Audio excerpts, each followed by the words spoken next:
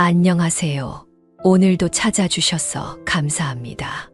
오늘은 충청남도 공주에 거주 중인 곽성의 할머니가 보내주신 사연입니다. 무슨 일이 있었는지 제보된 사연 바로 읽어드리겠습니다. 들어보시고 곽성의 할머니께 따뜻한 위로든 따끔한 조언이든 해줄 수 있는 말이 있으면 말씀해 주시길 바랄게요. 이야기를 들으시면서 여러분의 경험에 비추어 볼 때 이런 상황을 어떻게 해결하셨는지, 혹은 주변에서 비슷한 경험을 한 분이 계셨다면 그분들은 어떻게 대처하셨는지 공유해 주시면 좋겠습니다. 좋아요와 구독 그리고 알림 설정 눌러주시면 올라오는 사연 함께 들어보실 수 있습니다. 그럼 사연 바로 읽어드리겠습니다. 안녕하세요. 70대 중반 여자입니다. 사람은 말년 운이 좋아야 한다는데 저는 초중년의 운을 다 써버린 건지 지독하게도 힘든 시간을 보내고 있습니다. 아니면 정말 제 팔자가 박복해서 말년에 이런 일을 겪나 싶기도 하고요. 최근 5년 사이 제가 겪었던 일만 얘기해도 일주일은 꼬박 늘어놓을 수 있을 정도랍니다. 그래서 오늘은 한풀이라도 하듯 저한테 벌어졌던 기가 막힌 사연 한번 풀어보겠습니다. 저는 남편과 자식 둘을 낳고 40여 년을 살았어요. 성실하고 가정적이었던 남편 덕분에 아들 하나, 딸 하나 참 잘 키워냈습니다. 자식들 시집, 장가 보내놓고 이제는 손주들 재롱 보면서 둘이 노년을 즐기나 싶었는데 야속하게도 남편은 먼저 세상을 떠났어요. 아마 지금까지 건강하게 살아있었다면 손주들을 누구보다 예뻐해 줬을 사람이죠. 특히 남편은 살아생전에 하나 있는 며느리를 많이도 아꼈어요. 세상에 저런 며느리 없을 거라면서 입이 닳도록 칭찬을 했었죠. 제가 생각해도 며느리는 참 바르고 야무진 사람이었습니다. 어찌나 살갑고 말을 잘하는지 처음 보는 사람들은 며느리가 아니라 딸이라고 착각할 정도였으니까요. 부침성도 참 좋아서 며느리는 제게 엄마 반찬이 참 맛있다면서 너스레를 떨곤 했죠. 남편은 퇴직하고 제 가게 일을 돕고 있었는데 그 모습을 보면서 흐뭇해하곤 했습니다. 남편이 환갑이 됐을 때쯤 며느리는 큰 손자를 임신했어요. 그때 남편은 임신한 며느리를 얼마나 위했는지 모릅니다. 오죽하면 막내딸이 자기한테도 그런 적 없다고 할 정도였으니까요. 며느리가 시집을 온 다음부터는 집안에 웃음이 끊이질 않았어요. 첫 손자를 낳고 둘째 손녀까지 낳았을 때는 남편이 제 자식 낳았을 때보다 더 좋아했습니다. 그렇게 토끼 같은 손주들 보면서 오래오래 살았으면 좋으련만 손주들 크는 것도 다 보지 못하고 먼저 하늘로 떠나버렸네요. 제가 딱 60대 중반일 때 남편이 떠났는데 그때는 큰 손자가 5살, 손녀가 3살이었죠. 지병으로 먼저 남편이 세상을 떠났지만 그래도 큰아들 내외가 근처에 살아서 든든했어요. 딸은 서울로 시집을 가서 가끔씩 봤지만 아들 부부는 오다 가다 자주 보며 지냈습니다. 며느리는 제가 혼자서 적적할까봐 일부러 손주들을 데리고 오기도 했어요. 며느리는 손주들 키우면서 회사도 다녔죠. 자식이 둘이라서 맞벌이 안 하면 못 산다면서 누구보다 열심히 살았습니다. 그냥 아무 사고 없이 잘 살아주는 아들과 며느리를 보니까 참 기특했어요. 그렇게 계속 자기들끼리 잘 살았으면 제가 이런 사연 쓰지도 않았겠죠. 아무 탈 없이 잘 살고 있던 며느리는 우연히 근처로 이사 온 여고 동창을 만나게 됐어요. 며느리 고향이 제가 살던 곳과 1시간 반 거리에 있었습니다. 그래서 종종 아는 사람을 마주치고는 했죠. 그렇게 우연히 아들 부부가 지내고 있던 같은 아파트로 이사 온 며느리의 여고 동창이 어떤 불행을 가져올지는 상상도 못했네요. 그때만 해도 옛 친구가 근처로 이사 와서 마음 터놓고 지낼 사람이 생겨서 좋을 거라고 단순하게만 생각했습니다. 하지만 지금 생각해보니 며느리의 동창은 인상부터 어딘가 쎄했어요.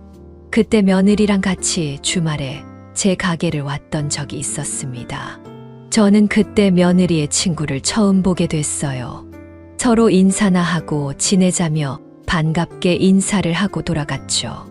그래서 별 생각이 없었는데 며칠 뒤 저는 며느리 친구의 말에 기가 막혔습니다. 한 번은 퇴근한 며느리가 친구와 같이 평일에 온 적이 있어요. 늘 퇴근하면서 어린 손주들을 하원시키며 같이 들렸는데 그때 그 친구가 같이 왔었죠. 저는 손주들과 같이 오는 며느리를 보면서 반갑게 인사를 했어요. 손주들도 제 가게 오면 식혜도 한 잔씩 하며 잠시 앉았다가 갔었는데 그 모습을 보면서 며느리 친구가 뜬금없이 이런 소리를 했습니다.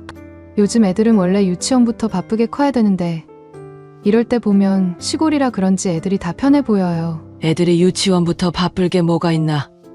놀고 먹느라 바쁘겠지. 어머님이 요즘 세상을 너무 모르신다. 요즘 애들은요 엄마의 정보력과 시댁 재력으로 크는 거래요. 애들 하나 키우는데 돈이 얼마나 드는데요. 시댁 재력에 따라서 애들이 크는 거라니까요. 계속 이렇게 구멍가게만 하고 계시면 손주들도 구멍가게만큼 크는 거라니까요.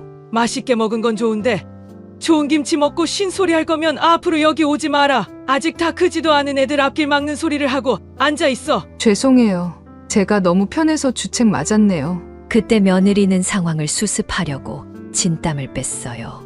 세상의 애들은 시댁 재력만큼 큰다는 소리를 듣고 기분 좋겠습니까?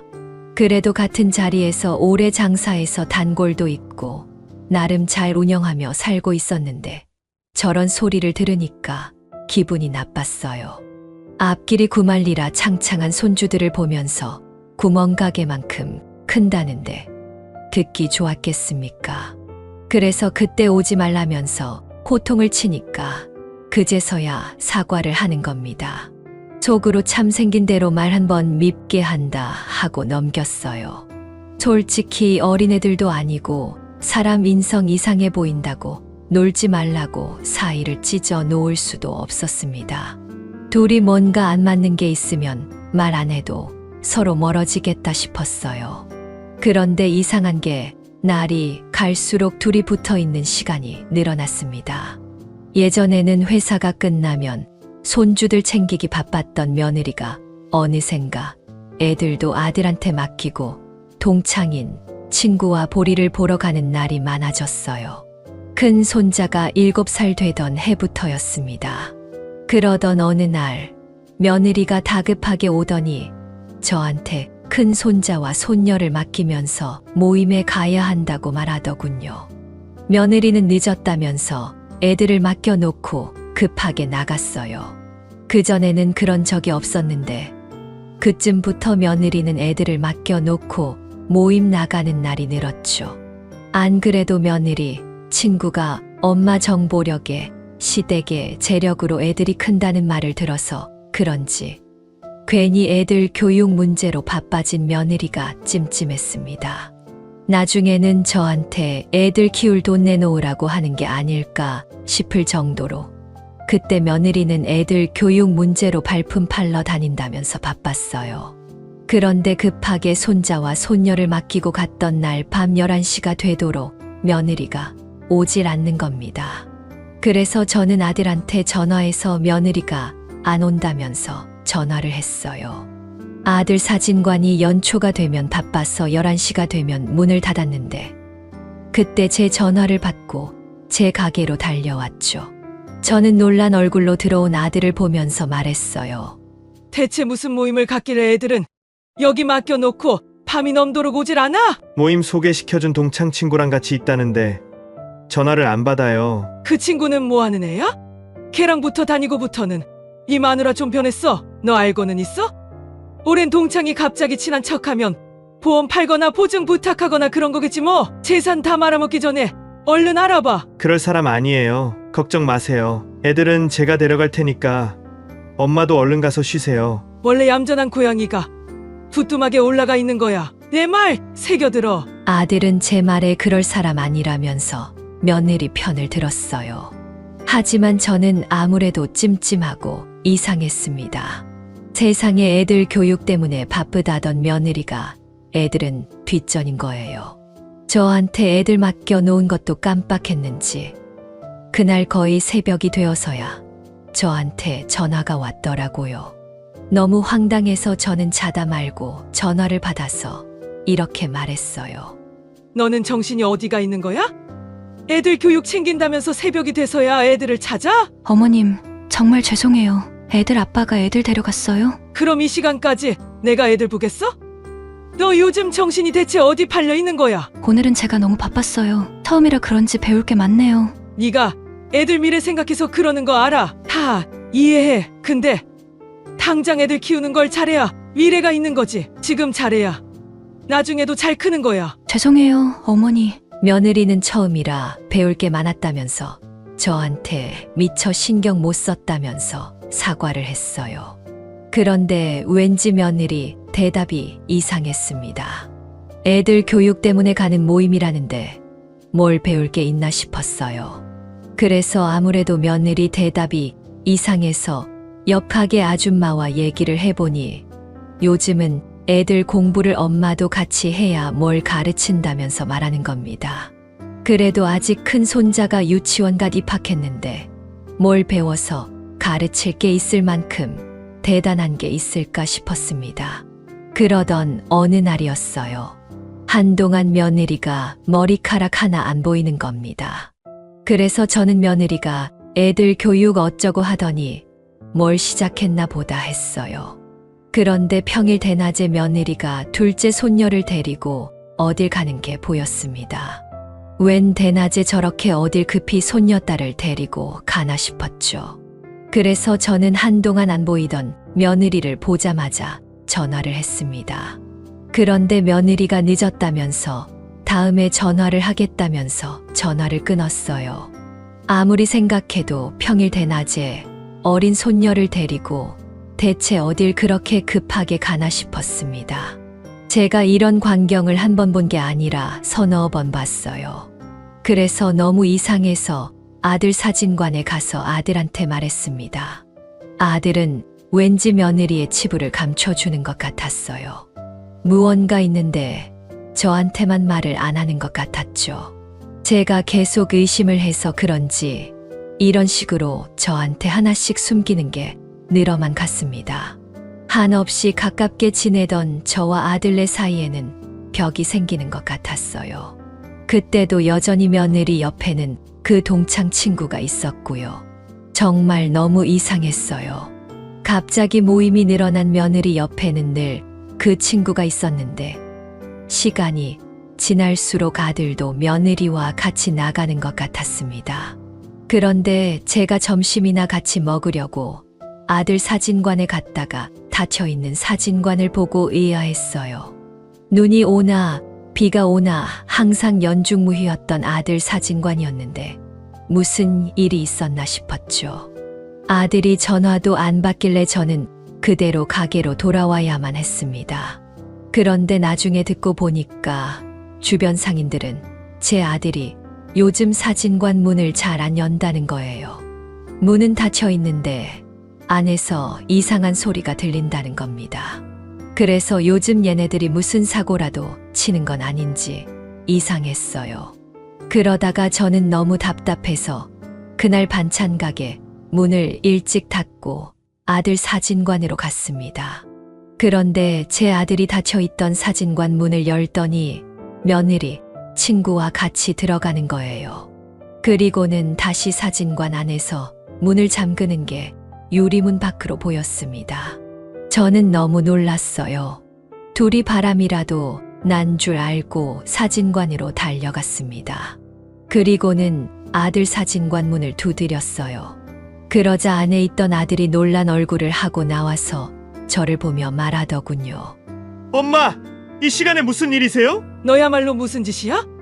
왜 문을 걸어 잠그고 며느리 친구랑 둘이 들어가? 그런 거 아니에요. 여기서 모임이 있어서 그래요. 제가 다음에 설명할 테니까 제발 좀 가요. 뭐야? 내가 두 눈으로 봐야겠으니까 나와! 얼른 비켜! 저는 아들을 밀치고 가게 안으로 들어갔어요. 그리고 사진관 안에서 펼쳐진 광경을 보고 깜짝 놀랐습니다. 아주 거지꼴을 한 채 앉아있던 손녀딸과 손자, 그리고 그 옆에 뭐라고 중얼거리면서 앉아있는 며느리, 친구까지 있는 거예요. 대체 가게에서 이게 무슨 개판인가 싶었습니다. 그 와중에 거지꼴을 하고 있는 손주들을 보고 저는 기가 막혀서 며느리를 보며 말했어요. 애들 교육이 어쩌고 저쩌고 하더니 애들 꼴이 저게 뭐야? 제가 알아서 할 테니까 어머님은 신경 끄세요. 내가 지금 신경 끄게 생겼어. 이게 다 무슨 짓이야? 애들 데리고 뭘 하길래 가게 문도 닫고 안에서 이러고 있냐는 말이야? 어머님이 뭘 안다고 그러세요? 다 애들 잘 되라고 하는 거니까 신경 쓰지 마세요. 저도 엄마예요. 설마 애들 앞을 막으려고 이러겠어요? 저게 지금 애들 잘 크고 있는 꼴로 보이냐? 다 제가 생각이 있어서 그런 거예요. 그러니까 나가세요 좀. 얘들아, 할머니한테 와라. 할머니, 집으로 가자. 저는 자꾸 나가라며 등을 떠미는 며느리 때문에 다급하게 손주들을 불렀어요. 그런데 애들이 아무런 반응도 없고 서로 눈치만 보는 겁니다. 제 아들마저도 며느리를 말리지 않았고요. 그렇게 저는 대체 무슨 일이 벌어지는지도 모르고 떠밀려 나와야만 했습니다. 그때라도 저는 옆에 붙어서 며느리가 무슨 짓을 하고 있는 건지 알아내야만 했던 건데 정말 후회스러워요. 항상 깔끔하고 단정했던 어린 손주들은 언제 갈아입었는지 모를 옷에 꼬질꼬질한 얼굴까지 누가 보면 부모도 없이 크는 애들인 줄 알 정도였습니다. 한동안 구석에서 기가 죽은 채 눈치 보던 손주들 모습이 눈에 밟혀서 밤잠도 설칠 정도였죠. 저는 그 모습을 눈으로 보니까 더 가만히 있을 수가 없었어요. 그래서 전화도 해보고 가게도 가보고 집도 가봤지만 개 눈 감추듯이 며느리와 아들 소식이 또 끊겼습니다. 증발하듯 사라진 아들 부부 때문에 신고라도 해야 되나 싶었어요. 그래서 정말 신고라도 할 참이었는데 갑자기 손자한테서 전화가 걸려왔습니다. 번호를 보니 아들 집 전화번호였어요. 어제까지도 인기척이 없던 집에서 전화가 와서 받아보니까 아픈 목소리의 손자였어요. 저는 너무 놀라서 전화기를 붙들고 무슨 일이냐면서 손자한테 물었죠. 그러자 손자는 울면서 저한테 말했어요.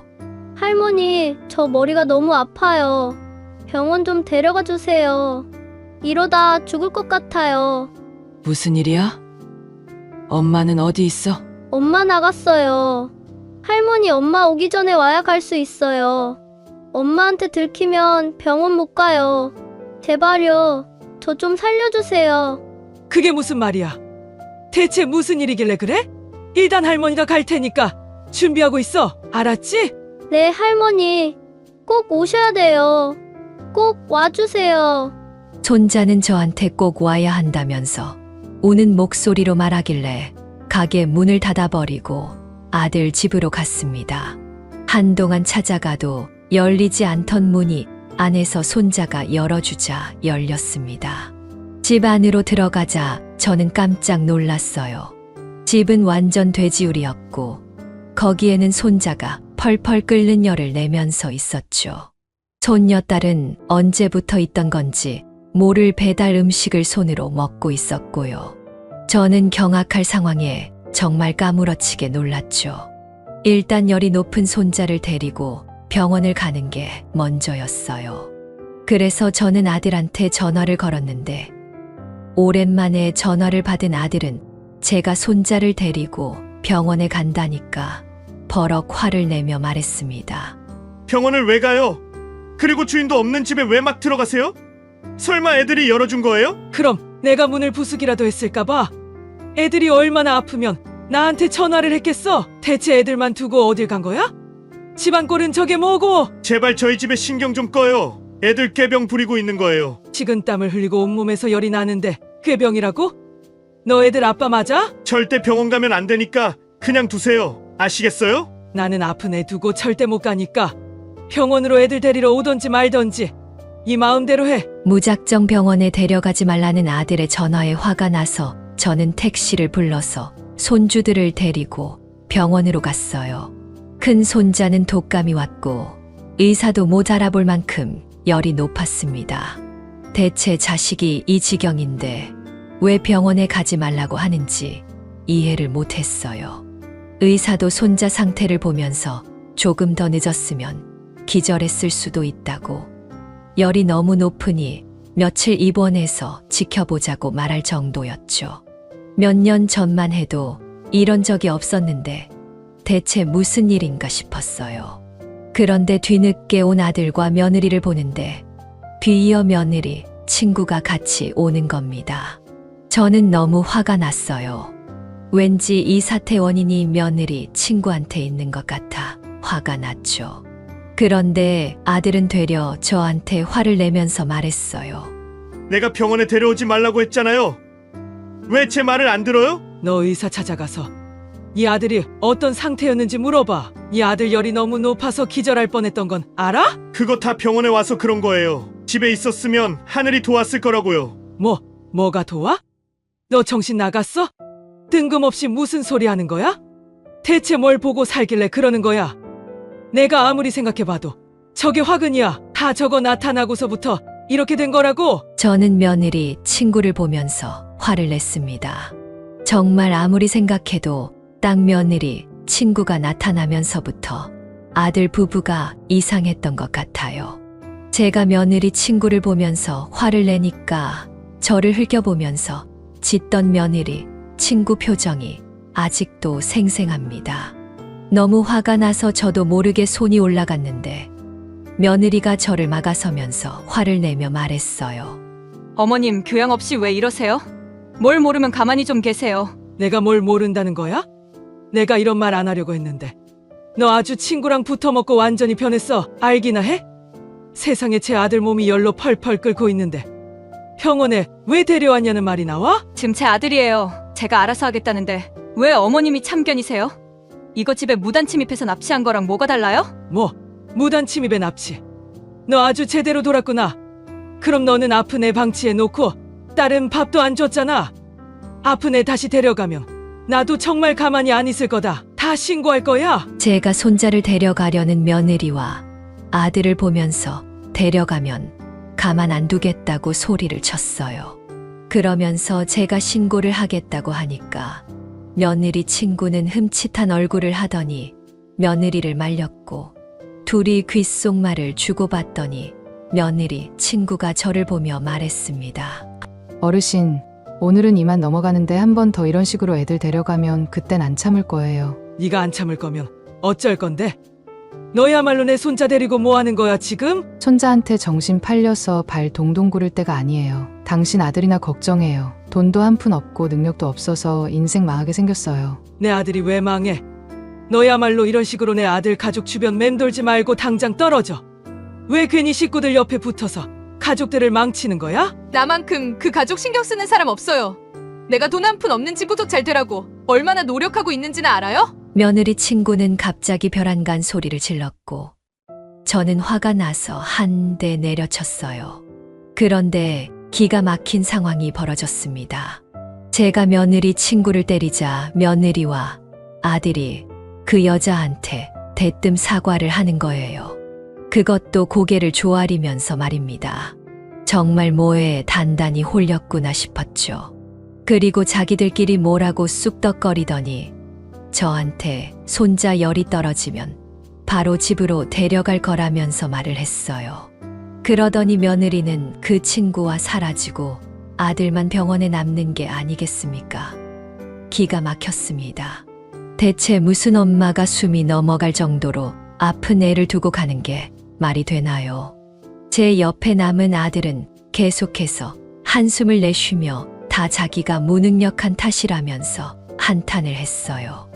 넉넉하지 않아도 부족하지 않게 잘 살던 아들이었는데 대체 뭐가 그렇게 없다고 하는지 이해가 안 갔습니다. 그렇게 한 일주일 정도 병원에 있다가 큰 손자는 퇴원을 했어요. 손녀딸은 기어코 며느리가 데려가서 저는 큰 손자만 챙기기 바빴습니다. 겨우 컨디션을 되찾은 손자는 제 손을 꼭 잡으며 말했어요. 할머니 가기 싫어요. 그냥 할머니 집으로 가면 안 되는 거예요? 왜? 집에 무슨 일 있어?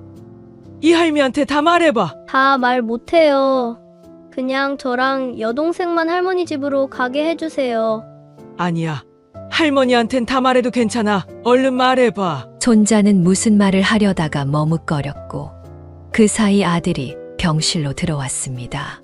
아들이 오자 손자는 제 손을 놓더니 입을 다물었어요. 손자는 장난기도 많고 다른 7살 아이들처럼 말도 많았죠. 그런데 어느 순간부터 성격이 변하기 시작했어요. 이상하게 한두 가지가 아니었죠. 그래서 저는 손자만 집으로 데려가서 물어봐야겠다 생각했습니다. 문제는 아들이 지키고 있으니 손자를 어떻게 데려가야 하나 싶었어요. 일단 저는 손자한테 들은 게 있으니 아들을 붙들고 말했습니다. 이 아들이 우리 집에 가겠다는데 내가 데려가서 밥 좀 먹여서 보내마. 엄마, 그만 좀 해요. 저 애들 뒷바라지하고 가르치느라 등골이 빠지는 것 같아요. 공부하기 싫어서 저러는 거예요. 대체 뭘 가르치고 있길래 돈이 그렇게 드는 거야? 너도 그렇고 며느리도 그렇고 뭐 하고 다니는 거야? 나한테 제발 말 좀 해봐. 이 아들도 하기 싫어하는 거 안 보여? 오죽하면 집에 가기 싫다고 하겠어. 이게 다 우리 집안을 위한 거예요. 저도 없는 형편에 노력하고 있는 거라고요. 그리고 공부하고 싶어 하는 애들이 어디 있어요? 너 사진관을 열다 안 열다 네 마음대로 하니까 있던 손님도 없어지는 거 아니야? 저 가게 내놨어요. 애들 둘 유학 보낼지도 몰라요. 대체 너 왜 그래? 그건 내놓고 뭐 하려고? 뭐 해먹고 살려고 그래? 하늘에 있는 네 아버지가 너 사는 거 보면 눈을 못 감으시겠다. 이미 다 결정됐고, 그러니까 엄마도 우리 가족한테 신경 꺼요. 아프다고 계속 병원 오면 애들한테 더 안 좋아요. 제 자식 제가 알아서 할 테니까 그만하세요. 아들은 신경 끄라는 말만 하고는 손자를 데리고 나가 버렸습니다. 무슨 조선시대도 아니고 멀쩡한 병원이 있는데 아픈 애를 병원에 데려왔다고 이렇게까지 한탄들을 일입니까? 저도 정말 어린 손주들만 아니었으면 진작에 연을 끊었을 텐데 자꾸 할머니 집에 가고 싶다는 애들 말이 마음에 걸렸어요. 그때만 해도 아들이 애들 교육으로 뭘 하려고 저러나 싶었습니다. 그래도 손자가 저렇게까지 싫어하는데 꼭 해야 되는 건가 싶었고요. 정말 그때는 손자가 공부가 싫어서 그런 거라고 생각했어요. 그래서 아들을 따라 집으로 가서 며느리를 설득해봤지만 며느리와 아들은 애들이 유학을 가야 한다면서 고집을 부렸습니다. 아직 유치원 다니는 손자와 어린이집을 다니는 손녀가 유학을 간다고 뭘 배우겠습니까? 그런데도 며느리는 지금 가야 귀도 트이고 입도 열린다면서 꼭 보낼 거라는 의지가 강했어요. 손주들은 죽어도 가기 싫어하는 눈치였지만 제가 할 수 있는 게 없었습니다. 그래서 저는 며느리를 며칠 설득하다 실패해서 결국 마지막 당부를 하며 말했어요. 결국 손주들은 유학을 갔고 그 후로 저는 아들 집에는 발도 못 붙였습니다. 병원에서 본 모습이 마지막이라서 저는 손자가 너무 걱정되는 마음에 어디로 얼마나 간 건지 며느리와 아들한테 물었지만 아무런 답변도 듣지 못했어요. 그야말로 저는 어린 손주들이 고향을 떠나 어디선가 공부를 하고 있구나 정도만 알 뿐이었고요. 그런데 마치 저와 손주들 사이를 단절이라도 하듯 아무런 연락도 못하고 지냈어요. 손주들 안부가 궁금해도 며느리와 아들을 통해서만 들을 수 있었습니다. 그렇게 1년이 흘렀고 동네에는 이상한 소문이 났어요. 며느리가 동네 사람들 여기저기 돈을 빌리러 다닌다는 겁니다. 그런데 제가 뭐 하나 속 시원히 알 수 있는 게 없었어요. 동네 사람들이 점점 수근거리는 말들이 많아졌고 저는 며느리를 불러서 물어도 모르쇠였어요. 그러니 제가 할 수 있는 게 있었겠습니까? 아들도 마찬가지였어요. 아들은 아예 제 전화를 피하기까지 했고 나중에는 아들이고 며느리고 정이 뚝 떨어진다 싶었습니다. 오죽하면 서울에 있던 딸에게도 돈을 빌리려 해서 딸이 제 걱정을 하면서 안부를 묻더군요. 저는 딸의 전화를 받고 한숨이 절로 나왔습니다. 손주들 유학 자금이 없는 건지 계속해서 돈을 빌리러 다니는 아들을 보니 답답했어요. 그렇게 한동안 아들 집도 못 가보고 속절없이 시간이 2년이나 지나 있었습니다.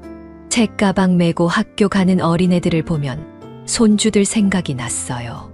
한국에 있었으면 초등학교에 갔을 손자가 떠올랐죠. 그런데 그 무렵 며느리가 시장을 활보하고 다녔어요. 그런데 동네 사람들이 제 눈치를 보면서 슬슬 저를 피하는 겁니다. 그 동네에서 오래 살아서 사람들과 친했는데 어딘가 이상했죠. 그러다 저는 반찬 가게에서 김치를 담그고 있었는데 며느리가 보였어요. 저는 며느리를 부르며 말했습니다. 담이야, 이리 와봐. 누가 네 며느리야? 웃겨 죽겠네. 너 지금 그게 무슨 태도야? 내가 왜 당신 며느리예요? 나는 그런 미천한 존재가 아니거든요. 기가 막혀서 벙쪄 있었죠. 그 사이 며느리는 웬 차를 타고 사라져 버렸어요. 그런데 제 옆 가게에서 그 모습을 본 친구가 저를 불러서 이런 말을 했습니다. 내가 이런 말 안 하려고 그랬는데 며느리 뭐 하고 사는지 좀 알아봐. 요즘 이상한 종교 전도한다고 온 동네를 쑤시고 다니나 봐. 뭐? 아니 그게 무슨 말이야? 사람들이 다 쉬쉬하고 있는데 아예 옆 동네에서는 반찬 가게 며느리 정신 나갔다고 손가락질하고 있다니까. 그리고 옆 동네에서 돈도 크게 해먹었나 봐. 그게 다 무슨 말이야? 나는 정말 아무것도 몰랐어. 친할수록 이런 얘기를 어떻게 해. 그리고 우리 동네는 이제 막 들쑤시고 다니나 봐. 우리 동네도 다 털리기 전에 좀 막아봐. 여기서 더 살려면 저 며느리 단속을 해야지. 그리고 지난달에 아들이랑 대판 싸우고 연락도 안 하지? 얼른 집이라도 가봐. 아무래도 이상해. 저는 너무 놀랐어요. 지난달에 아들과 돈 문제로 한바탕 한 뒤로 정말 연락이 안 됐거든요. 손주들이 유학을 간 뒤에는 계속 돈 문제로 싸우기 시작했습니다. 그래서 아들과 왕래가 줄기 시작했고 형편에도 안 맞게 유학을 보냈다면서 매번 싸웠어요. 저도 말년에 아들 부부와 이렇게 지낼 줄은 상상도 못했습니다. 아들 집도 거의 안 갔고 손주들 소식도 제대로 듣지 못했어요. 저는 그래도 손자가 집에 있는 것보다 나가 있는 게 낫다고 생각했죠. 그런데 동네에서 들리는 이상한 소문들 때문에 저는 2년 만에 아들 집을 찾아갔어요. 아들 집으로 가는 내내 그러고 보니 그동안 며느리가 하던 이상한 말들이 떠오르기 시작했죠. 하늘이 돕는다. 미천한 존재랑 섞이면 안 된다. 구원을 받아야 온 가족이 잘 산다. 등 이상한 말들이 떠올랐어요. 저는 그제야 불안한 마음이 들기 시작했습니다. 그런데 아들 집에 가서 문을 두드리자 집에서 아들이 기어 나왔습니다. 저는 귀신이라도 본 사람처럼 소리를 질렀어요. 피골이 상접한 사람처럼 아들은 비쩍 말라 있었죠. 너무 놀라서 아들을 붙들고 말했습니다. 꼴이 왜 이래? 이게 무슨 일이야? 저는 급하게 물을 떠다 아들 입에 먹였어요. 그리고 바닥을 기는 아들을 끌어다 거실에 눕혔습니다. 급하게 미음을 만들어서 아들 입에 조금씩 떠먹였죠. 그런데 잠시 뒤 며느리가 오는 소리가 들렸고 제가 거실에서 아들을 눕혀놓고 미음을 떠먹이는 걸 보고 며느리가 소리치며 말했어요. 지금 금식 기도 중인 사람한테 뭐 하시는 거예요? 뭐야? 금식 기도? 너 진짜 이상한 거 믿는 거야? 이상한 거라니요? 다 우리 가족들을 위한 거예요. 이렇게 해야 우리 가족들이 다 잘 사는 거라고요. 어머님이 중요한 순간마다 초를 치니까 하늘에서 벌을 주는 거예요. 구원받기 싫으세요? 네가 완전히 미쳤구나. 너 애들은 어디 있어? 애들 어디 있냐고? 왜요? 또 다 된 밥에 초 치려고요? 애초에 저 인간이 돈만 있었어도 저렇게 금식 기도도 안 했어요. 돈이 없으니까 몸으로 때우는 거예요. 헌금을 해야 우리 가족이 보살핌을 받을 수 있는데 돈이 없으니 하늘이 감동할 만한 기도를 해야죠. 야, 이 정신 나간 년이 뭐라는 거야? 그렇게 하늘에 대고 감동받고 싶으면 네가 굶어. 제가 왜요? 저는 이 사람 먹여 살리느라 전도하러 다니느라 얼마나 힘든 줄 알아요? 뭐야? 너 나가. 당장 이 집에서 나가! 저는 이상한 소리를 늘어놓는 며느리를 내쫓았어요. 정말 기가 막혔습니다. 저는 이 황당한 일을 아들이 겪게 될 줄 꿈에도 몰랐어요. 뉴스에서만 보던 불법 종교에 미친 사람이 제 며느리였다니 정말 믿기질 않더라고요. 현명하고 야무진 며느리가 완전히 다른 사람 같았어요. 그러다가 정신이 좀 돌아온 아들은 그동안 있었던 일을 털어놨습니다. 아들 얘기를 들어보니 정말 가관이었어요. 그동안 며느리는 아들이 사진관을 내놓기 전에 그곳에서 전도를 하고 있던 겁니다. 아들은 처음에 믿지 않다가 며느리와 며느리, 친구 이야기를 듣고 전도된 거였어요. 제가 생각했던 것처럼 그 며느리, 친구가 화근이었습니다. 며느리 친구는 아들 사진관을 찾아와서 이렇게 말했다고 했어요. 내가 우울증이 정말 심했는데 기도하면서 많은 치유를 받았어요. 그리고 이렇게 구원까지 받아서 이제는 많은 돈과 명예를 누리고 살고 있잖아요. 저는 이 좋은 기회를 많은 사람들과 나누고 싶어서 이렇게 다니는 거예요. 못 믿는 사람들도 있는데 저를 믿으면 대대손손 정말 잘 살아요. 나를 생각하고 가족을 생각하면 못할 게 뭐예요. 아무나 믿을 수 있는 곳이 아니니까 내가 이렇게 왔을 때 한번 나 따라서 들어봐요. 아들은 그때부터 매일 같이 기도를 하게 됐고, 그렇게 기도를 하자 갑자기 사진관이 너무 잘 된 거예요. 그래서 그때는 헌금도 내고 잘 다녔는데 어느 순간 사진관이 다시 주춤했다는 겁니다. 그런데 나중에 알게 된 사실은 이게 다 계획된 일이었다는 거예요. 그 불법 종교를 믿던 신도들이 단체로 와서 사진을 찍고 갑자기 발기를 또 끊으니까 당연히 반짝 잘 됐던 곳이 주춤한다고 생각이 들 수밖에 없었죠. 그런데 아들은 이게 다 그 불법 종교를 믿고 진심으로 기도했던 덕이라고 믿었고 세뇌를 당하며 잘못된 믿음이 심어지고 있었어요. 아들 말로는 애들도 바깥 생활을 전혀 하지 않고 믿음을 키운다며 종교 생활만 하고 강요당하고 있던 거예요. 그러니까 유학을 간 게 아니라 오로지 며느리 손에만 이끌려 불법 종교 활동을 하며 세뇌당하고 있던 겁니다. 저는 아들 말을 듣고 나와서 며느리를 찾기 시작했어요. 그런데 어찌나 여기저기를 다니는지 찾을 수가 없었죠. 그러다 동네 사람이 며느리가 시장에 나타났다는 말을 듣고 시장으로 가서 며느리 뒤를 밟았어요. 그리고 며느리가 어디로 가나 유심히 지켜봤습니다. 택시를 타고 뒤를 밟자 이상한 건물이 하나 나왔어요. 아무리 봐도 종교시설이라기에는 이상했죠. 저는 일단 경찰에 신고를 했어요. 그리고 건물로 몰래 들어가서 이렇게 외쳤습니다. 연아야, 연동아, 할머니야, 이리 나와. 너희들 여기 있는 거 안다. 얼른 할머니 집으로 가자. 손주들 이름을 외치면서 건물을 돌아다니자 관계자로 보이는 사람들이 와서 저를 붙들더군요. 그리고는 저를 발견한 며느리가 뭐 하시는 거냐며 소리를 질렀고요. 그래서 저는 며느리를 보며 말했습니다. 너 내 며느리도 아닌데 왜 난리야? 나는 내 손주들 데리고 나갈 거니까 신경 꺼. 걔네들은 내 거예요. 애들이 무슨 물건이야?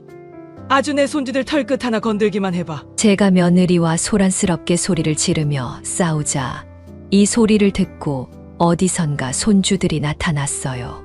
그런데 큰 손자가 저를 보자마자 울면서 달려왔습니다. 손녀도 저를 보며 울면서 달려와 안겼고요. 그런데 도대체 그동안 무슨 일이 있던 건지 애들은 자꾸 말라 있었어요.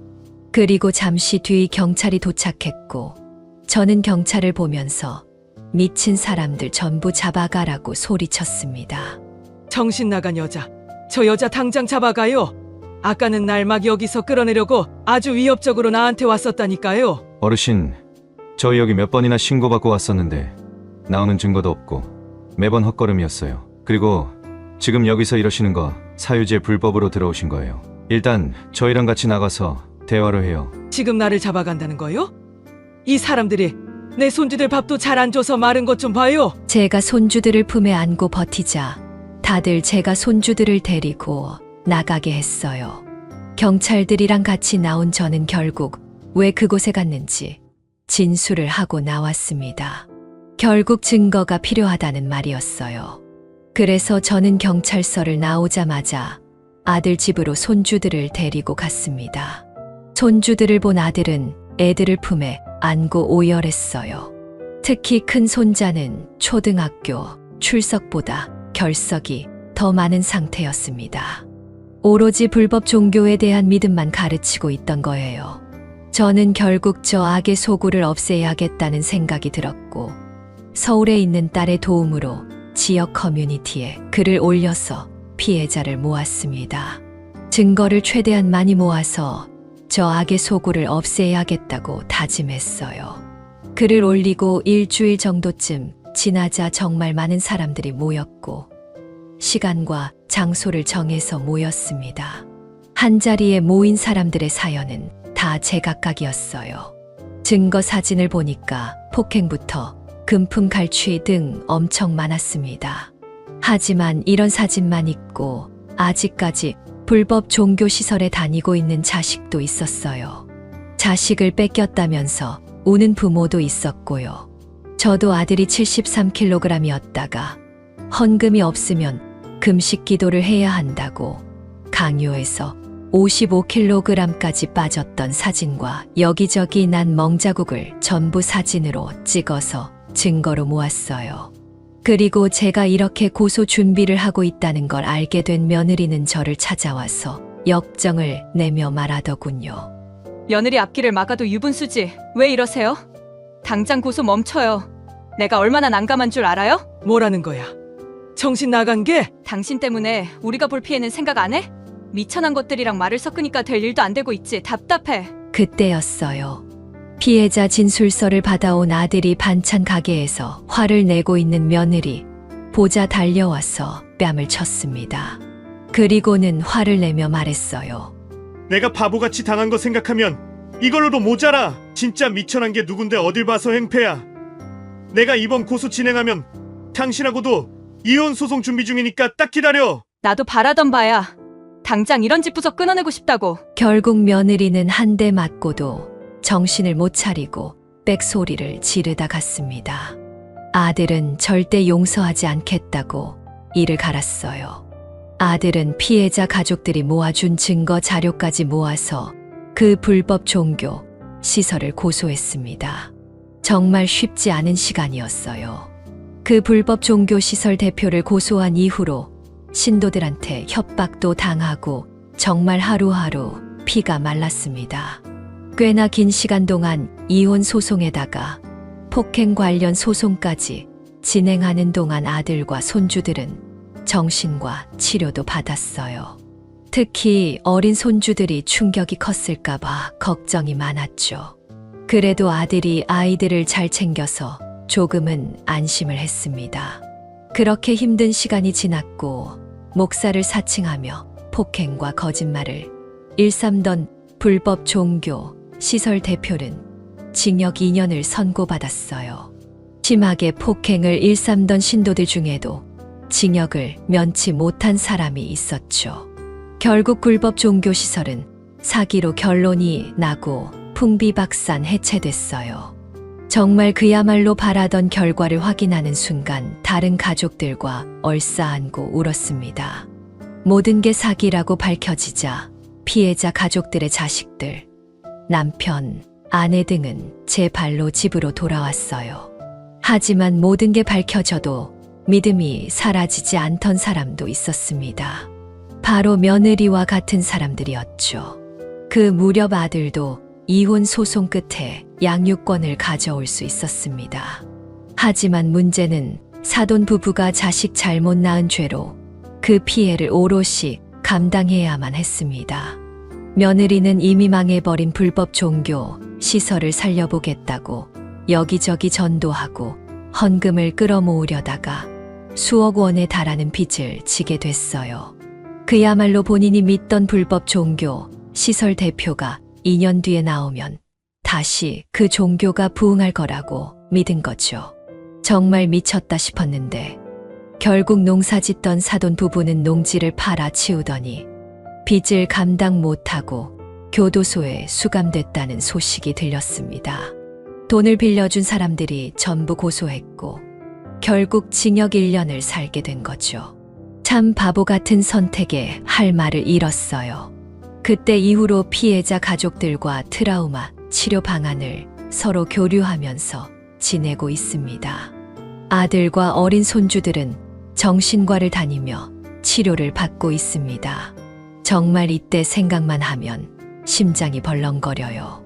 그래도 지금은 아들이 제 반찬 가게 일을 도우며 생활하고 있고 손주들도 평범한 일상 속의 또래들과 잘 지내고 있답니다.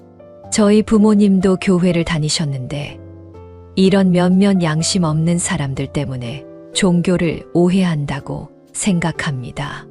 늘 바른 생활을 하시는 부모님을 보면서 교회에 대한 좋은 믿음이 있어요. 이 자리를 빌어 정말 진심으로 종교 활동하는 분들이 피해 입는 일이 없길 바랍니다. 일반 교회에서는 병원을 불신하거나 무조건 헌금을 강요하는 일은 없답니다. 이상한 불법 종교만이 잘못된 믿음과 삐뚤어진 가치관을 주입하고 있습니다. 옛말에 강은 건너봐야 물이 깊은 줄 안다는 말이 있어요. 아무리 좋은 말 듣고 깨우친다 해도 결국 인생은 직접 경험해봐야 알게 되는 것들이 있는 것 같습니다. 이 나이쯤 되니까 나이는 그냥 먹는 게 아닌 것 같아요. 스스로 생각하고 옳고 그름을 나눌 줄 알아야 되는 겁니다. 그러니 모두 스스로를 믿고 살았으면 좋겠어요. 가족들과 함께 좋은 날들만 있기를 바라겠습니다. 여기까지가 곽성의 할머니의 사연인데요. 여러분은 어떻게 들으셨나요? 이 사연은 곽성의 할머니가 보내주신 사연으로 사연자님의 입장에서 작성되어서 곽성의 할머니님께 유리하게 작성되었을 수도 있습니다. 같이 댓글로 의견 나누어 보았으면 합니다. 곽성의 할머니의 사연 영상이 주는 교훈이 유익하시다면 좋아요와 구독, 그리고 다른 지인에게 공유 부탁드리며 저는 그럼 다음 사연에서 뵙겠습니다.